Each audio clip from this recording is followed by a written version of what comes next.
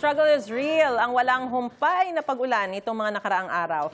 Kaya ngayong maaliwalas na po ang panahon, kanya-kanya ring ganap sa labas ng bahay ang ilang taga-Marikina. Ngayon ang balita live, si James Agustin. James, ano ba ang ginagawa nila ngayon?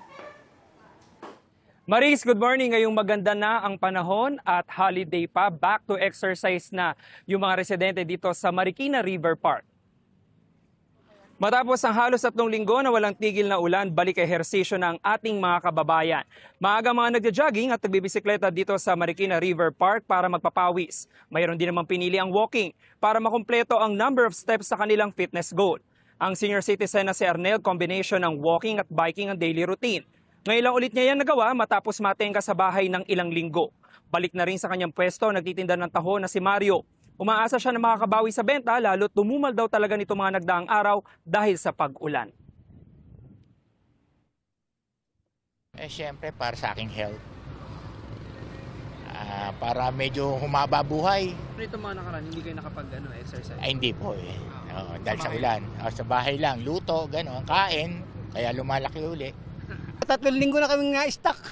Ngayon na lang uli. Kasi itong mga huling araw, huli na nung malinis itong jogging lane. Ngayon okay naman na, pero meron pa rin putik ng konti. Matumal po. Hindi para si normal na po na araw. Ganun po. Ngayon magandang panahon. Mukhang makabawi na, sir. Sana nga po, para sa anak ko.